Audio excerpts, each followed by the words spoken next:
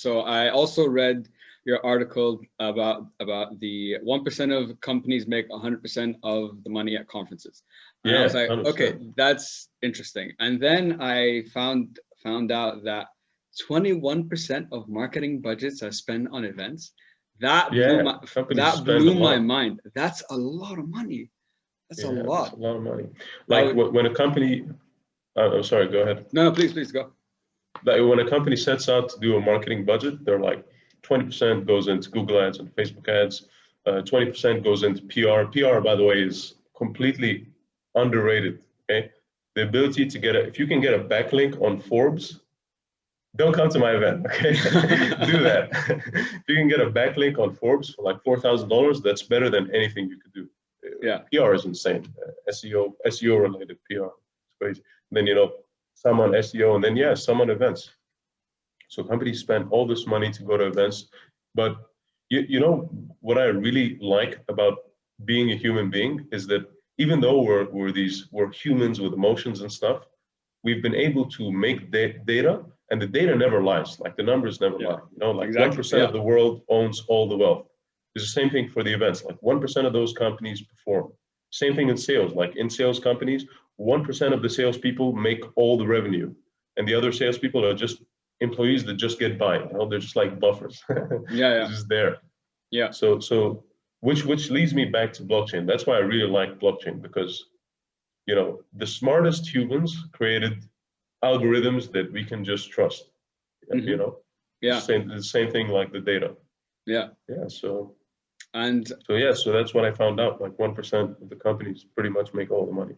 Yeah. And what was interesting as well is, because I looked, so you said there's 3 things to be successful at the conference. There's the skin in the game, there's the follow-up, and there's attitude. Now, skin in the game part I understood, because you said your sponsors who have invested like more money to have like the booths and so on have more reason, like we've invested a certain amount, so we have more reason to like make the most of every opportunity and create meetings and all that kind of stuff. But the question I have is, because you said obviously you have attendees as well who are not sponsors of the event, and they don't do as well.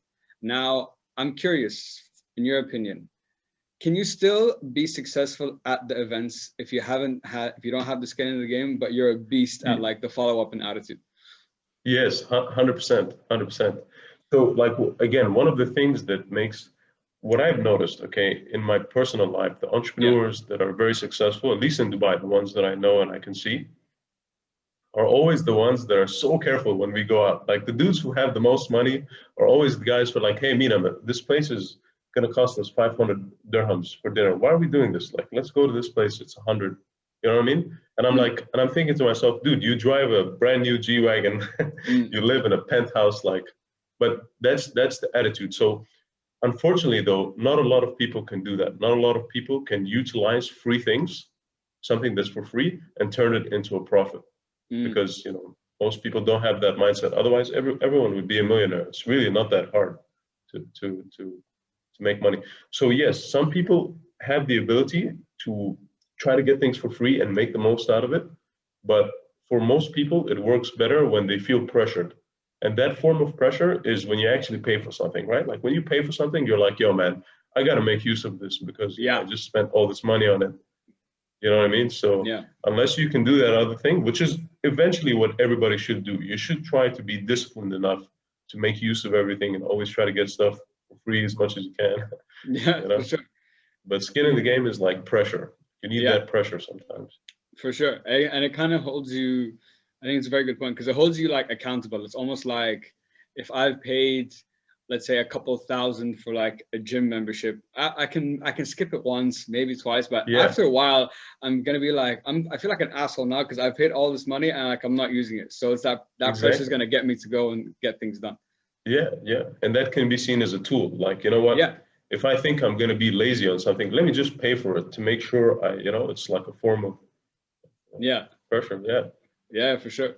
And also, what was interesting when it came to the follow-up, so because my background is in sales, so when I saw follow-up, I'm like, of course, because in sales, if there's no follow-up, there's no sales. This is what I learned in all my experience. Like, and not just like one follow-up, like you have to follow up a million times. And then obviously you get to a point, if they don't, خلاص, okay, it's fine, no worries. But usually it's the follow-ups that get you the thing. And you said that the successful ones were interacting with the clients that they met on an average 8 touch points, which is actually what usually takes, they say, to make a sale exactly. Anyway, right? 100%, 6 to 8 meetings to close the average sale. That's the statistic.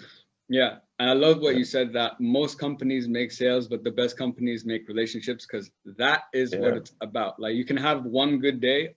I can come to the event, I could make, let's say, I don't know, 100 grand, whatever. Okay, that's a good day. But did I develop those relationships after? If I have, long term, the value of that is going to be much more than just that one day, which I think was a very good way to put it. Yeah, 100%. I learned this really late in business, but a successful business is built on the foundation of repeat customers. Because if you don't have income that continues to come in monthly, you're fighting for new business all the time, which is very difficult to do. It's very difficult to get new customers, right?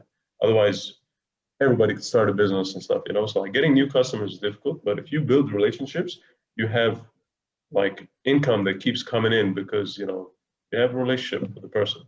Yeah. So that's super important. Absolutely. For sure. Because obviously you need something to keep things going, keep things moving, cash flow, like all that kind of stuff. I'm curious now. So how many events have you done so far? 4? We've done 4 and 1 virtual one in Corona. Okay. Yeah. So yeah. 5. Perfect. Because that's where I was going next. So last year, like 2020, I'm sure your event had to be moved, unless you guys did it before lockdown. It was no. We did. In 2020, like start of 2020, we were planning a physical event in March. Then we had to do it virtual. Yeah. Okay. So how did that affect you guys? Because a virtual event, like when you bring like all these companies together, like, and they're walking around and they're meeting people and they're talking, when everyone's just in like a Zoom, how was that experience? Was it challenging? Was it was it successful? What would you say now looking back? It was challenging because like there's, you know, if you start an event company today based off the information that we have over the last 20 years, whatever company you start, you have these guidelines of practices that you can use, you know, and then, you know, you can create your own practices, but at least you have some sort of guideline. But with virtual events, like people have been running virtual events, but it's so not unpopular, but it's not common that, you know, I had to create my own kind of guidelines. Okay. Yeah. And that was difficult, but that was also amazing because it taught me that, wow, I was able to, you know, if you really put your mind to it, there are really no rules to business. Like you can be creative and create a service or product and value it at your own price, and somebody will pay for it if they see the value. Sure. So that was exciting, but of course, you know, it was difficult because it's not the same revenue. It's like, you know, a lot less revenue, but at the same time, a lot less cost. So it's easier to scale, but it's a whole different ballgame. So that was, I took it as a learning experience, you know. Yeah. So it taught us something different. For sure. But yeah, it can't replace it's more of a lead generation tool than the actual. So the actual event is a lead generation tool and a networking hub and a place for relationships. Virtual events were just like lead generation, you know? Yeah. Like a pre-relationship until we meet physically.